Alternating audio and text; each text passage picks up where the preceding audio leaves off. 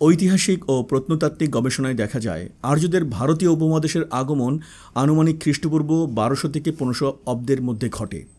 তারা মূলত মধ্য এশিয়া, পারস্য ও ইউরাল আলতাই পর্বতমালার আশপাশ থেকে অভিবাসন করে আসে। তাদের চলার পথ ছিল আধুনিক আফগানিস্তানের খাইবার গিরিপথ, যা দিয়ে তারা সিন্ধু উপত্যকায় প্রবেশ করে। এই আর্যগোষ্ঠী নিজেদেরকে দেবতার সন্তান বলে প্রচার করত এবং নিজেদের শুদ্ধ রক্তের জাতি হিসাবে দেখতে চাইত।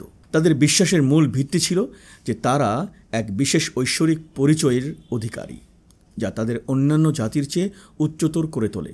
এর ফলে তারা নিজেদের দৃষ্টি স্থানীয় দ্রাবিড় ও অন্যান্য নৃতাত্ত্বিক গোষ্ঠীর নিম্নশ্রেণী বলে গণ্য করত। যেমন হিটলার নিজেদের শুদ্ধ রক্তের ধারক বাহক বলে সমাজে প্রতিষ্ঠা করত এবং অন্যান্যদের হত্যার একটি অলিখিত লাইসেন্স পেয়ে যেত। হিটলারের আর্য শ্রেষ্ঠত্ববাদ এবং নাৎসি মতাদর্শর মূল ঊনবিংশ শতাব্দী থেকে ইউরোপীয় ঔপনিবেশিক দৃষ্টিভঙ্গি থেকে উদ্ভূত হয়।